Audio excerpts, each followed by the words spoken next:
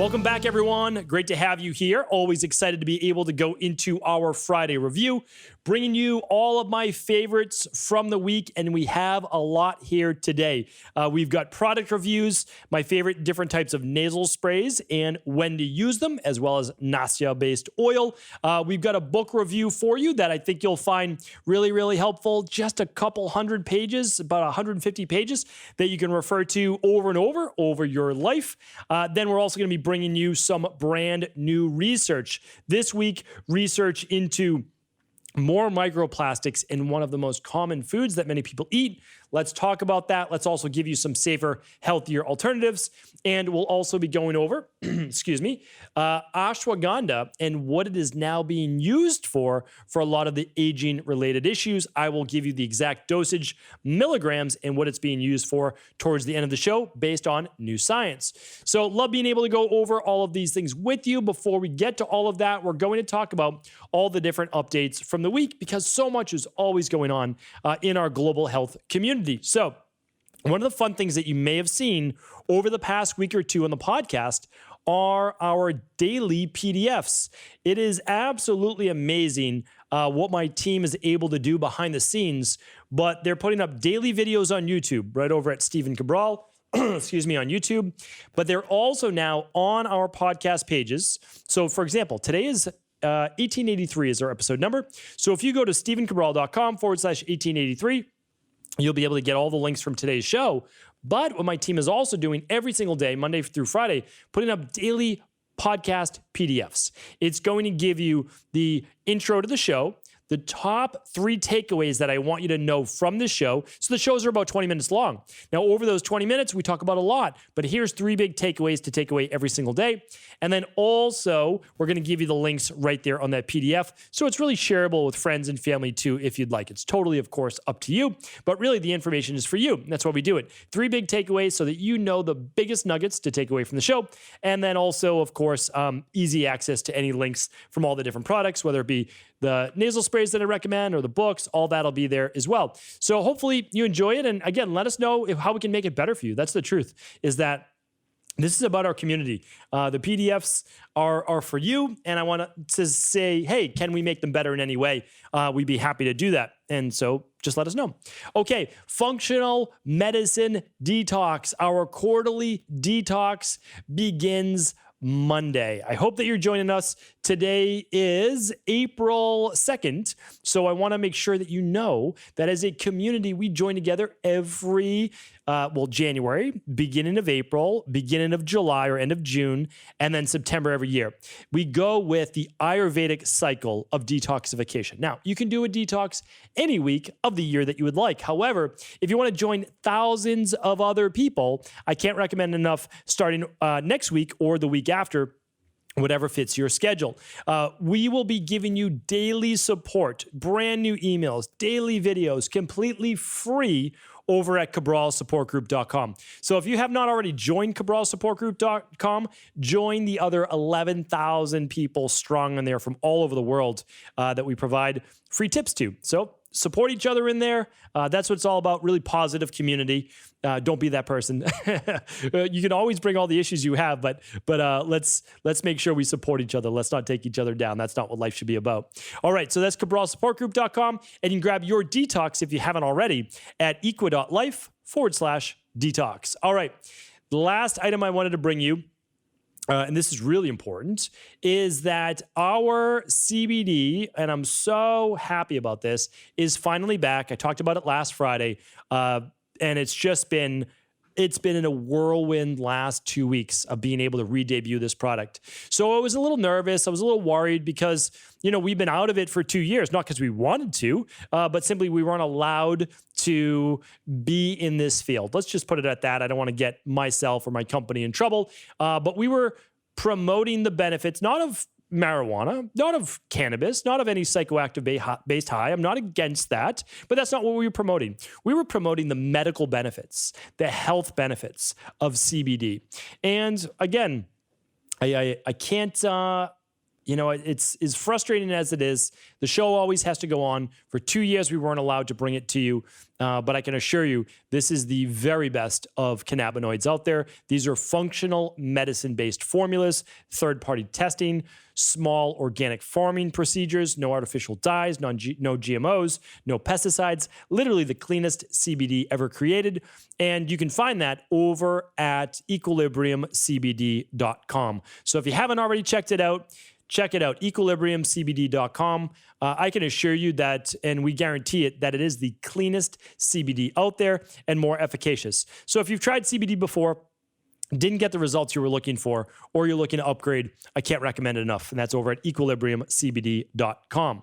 All right. Last, but certainly not least, before we get to our recap and our product reviews for the week, we are giving away yet again another debut. So one of my favorite things to do, my team knows this, is that if we create a new product, if we're able to, I try to give it away to you. I really do. Like, that's one of the, I've always, so a lot of people don't get this. I've always wanted to be in the position that I'm in right now. I've always wanted to be able to share my passion, my love for functional medicine, Ayurvedic health, integrative health with everyone. And one of the ways that I got well was through good functional medicine-based foods, functional medicine formulas, good nutritional supplements, all those things. Now, it doesn't replace whole healthy food. It doesn't replace a healthy lifestyle. It's part of the de-stress protocol, but it's pretty amazing.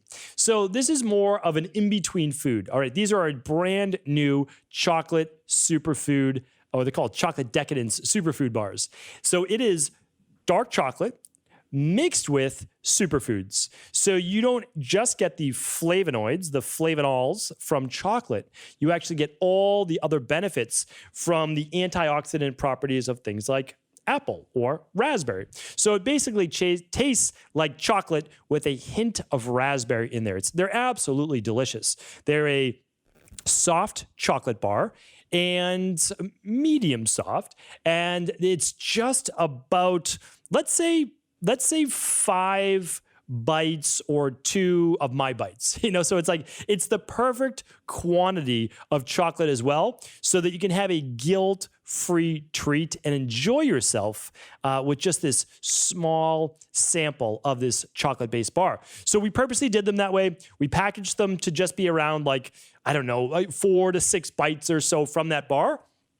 Obviously really low calorie, all of those, as just a nice, enjoyable treat. But it has the health benefits behind it, of course. So now you're getting all of those antioxidants and bioflavonoids to help with oxidative stress in the body. So really enjoyable, something fun that I've wanted to do for a while now, but I wanted to make it a superfood bar, not just a good, healthy chocolate bar. And so you can check this out over at equa.life. So going on right now, equi.life. Head over there for all of the offer-based details, and it is absolutely free, a full box free with all qualifying orders. So check that out. All right. Podcast over the past week. Hopefully you were with us. Hopefully you joined us. Hopefully you shared the shows with, again, other people that you believed that they could serve. First and foremost, we went over one of the biggest revelations I've ever had in my life beyond health. Okay. I began to really study in-depth first principles thinking about a decade ago. And it was a game changer. It really changed my life. Being able to ask why until there were no more whys left to ask. And I go through how to use first principle thinking in your own life for your health, relationships, body transformation, spirituality, career, finances, etc. Love being able to share first principle thinkings with other people. All right, so that was episode 1879. 1880 was 5 reasons. Let's see, 5 more reasons you may not want to skip breakfast. Check out that show. That was a really fun one on intermittent fasting. Again, I love intermittent fasting. Just something to think about. Somebody has to play devil's advocate. Not in a negative way, not putting anyone down, not ignoring the science, actually using the other side of the science. Because remember, for every study you can find, there's another study probably saying something different. So I just try to show you both sides of it and then let you make the most educated decision for yourself and for your family. All right, definitely check out, though, episode 1881. That was the monk fast. If you've never heard about monk fasting before, you want to check this out. Again, I've been doing it 3 out of 4 Mondays every single month. It's different than a 24-hour fast. It is a little bit more to it, and I share that with you in episode 1881. And then yesterday, we got to bring back a Training Thursday. Always fun for me to get to talk about exercise, go back to my roots from where it all started back in the day. And what I do is I go back and I actually try to debunk one of the biggest myths out there, and that does weightlifting make you bulky, especially for a lot of the women that I used to train. Always would ask that question. Again, not across the board, of course. We're not making total generalizations, but I got that question a lot, and so does many other male and female personal trainers out there. So definitely check that out. I try to take you through the science of what's true and what's not true, and actually give you both sides of that as well. All right. That is that for the start to the show. I want to go into some product reviews with you right now. So there are a lot of people dealing with mold overgrowth right now. There are a lot of people dealing with seasonal allergies. There are a lot of people dealing with congestion, deviated septums, candida overgrowth, fungal overgrowth in these sinus-based cavities. It is not uncommon. You have to understand is that yeast, mold, fungus, these things are microns in size. So think about this. Your human hair, okay? So think about how small a human hair is. You can see it, right? But think about 100 times smaller than a human hair, the thickness of a human hair. That is why you don't always see the mold you breathe in or any type of fungal overgrowth, those types of things. You can inhale those spores right into your nasal passages. Now, I am someone with a previous health history of debilitating gut issues, mold, candida overgrowth. I mean, really bad.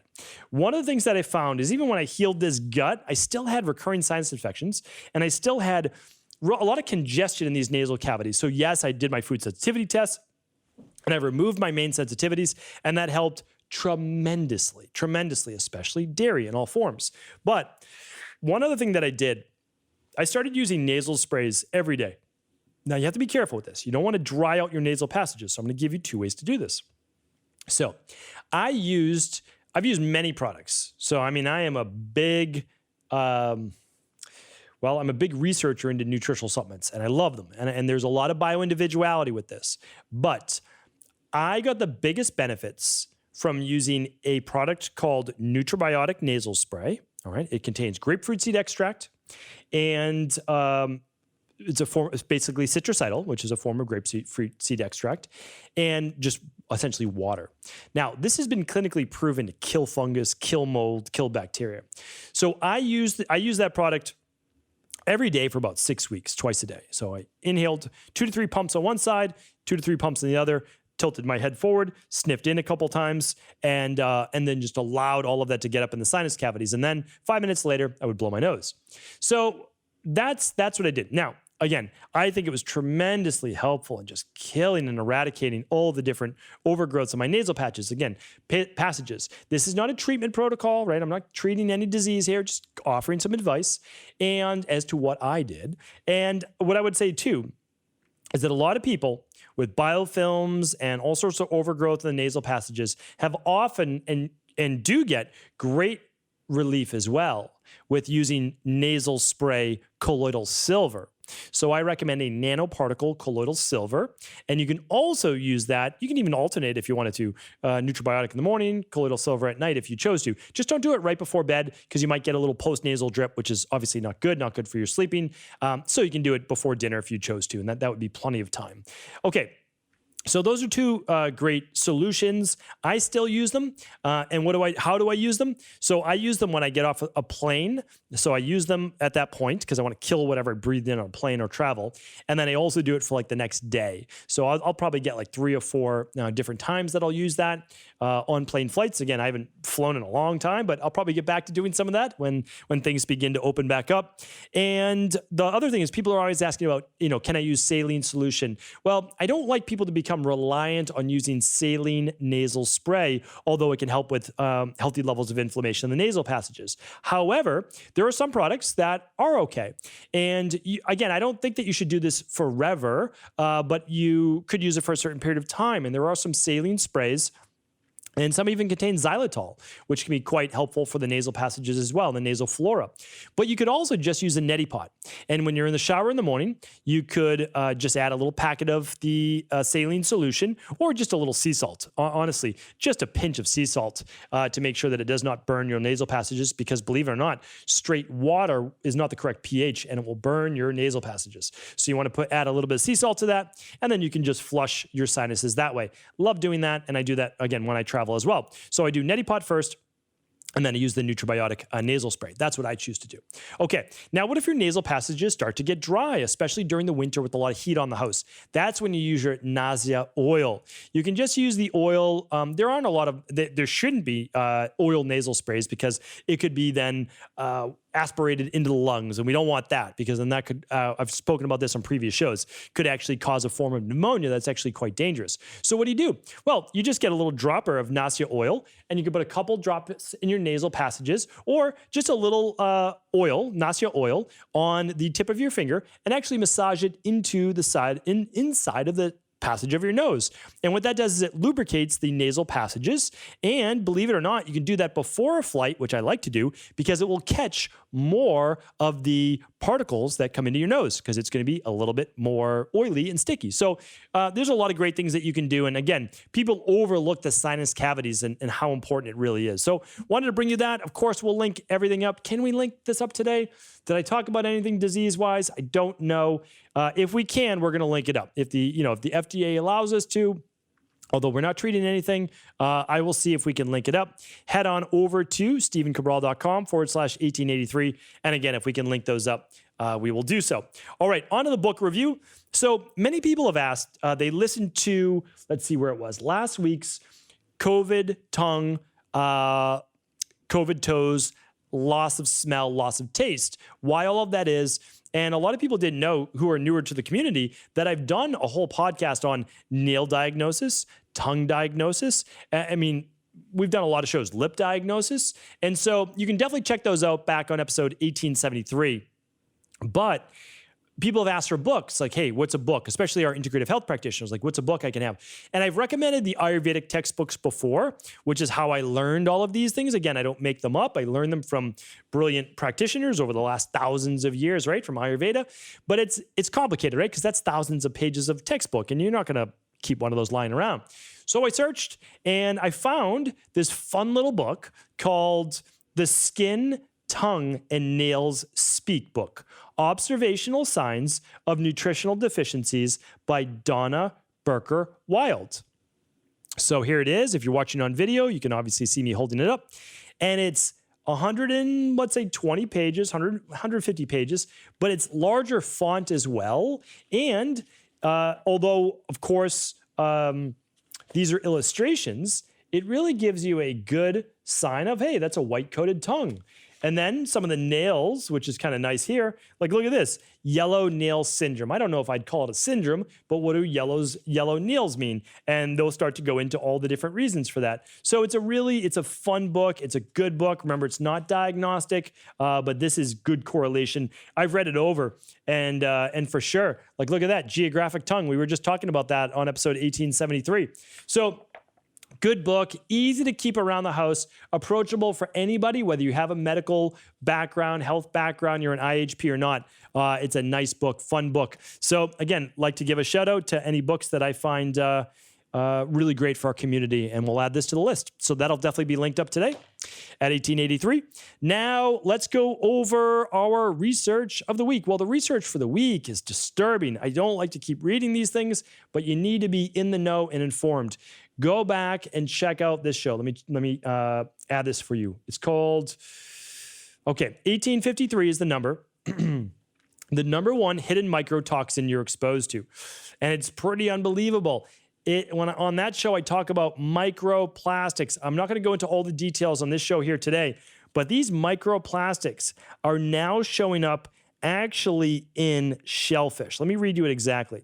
Beware of microplastics in shellfish. This is post-grad work at Hull York Medical School in York in the UK. And a leader, and this was actually, wow, it was published in Environmental Health Perspective. So this is what it says. Mussels, oysters, and scallops have the highest level of pollutants. Okay, let me just repeat that again. Mussels, oysters, and scallops have the highest levels of pollutants. Through waste management, these plastic particles less than 5 millimeters in diameter make their way into the animal's tissues, which means it can't be removed. It's actually inside of the shellfish. The effects on the human body aren't fully known, but in animal research, exposure to microplastics has been linked to infertility, inflammation, and cancer. I mean, it's pretty unbelievable, isn't it? That all of these plastics being used and broken down and really getting into our ocean is quite disturbing. So what I would say is, again, you have to be careful where you're getting your shellfish and other foods from. And obviously, you can only simply do your best. But since I always say you can't worry about every detail in the environment, you do your best to remove it. It's also why you have to be doing your daily detox-based factors, but also your quarterly detoxes too. I don't see any other way around it. I wish it wasn't the case, but it certainly is. And if it was a couple thousand years ago, it's even more so today. All right, one more research coming to you. This one is on ashwagandha. So you know it's one of our favorite Ayurvedic-based herbs, been used for anti-aging, for wellness, for all sorts of different reasons. Well, this one is based on dementia-based issues. I'm going to read it to you right now. So, referred to as Indian ginseng, the specific properties can be helpful for dementia. Chemical changes in the brain caused by chronic stress reduce brain plasticity. This, in turn, can kickstart an irreversible cascade of neuronal death, a characteristic of many brain diseases, including dementia. Ashwagandha may reduce neuronal death and beta amyloid buildup, which, by the way, is also implicated in Alzheimer's. You can go back and check out my previous shows on Alzheimer's as well for all the different cofactors. There are actually 14 and growing. Ashwagandha leaves our thought to enhance cognitive performance. Here's the evidence. One study, subjects either took 300 milligrams of ashwagandha twice daily or a placebo for 8 weeks.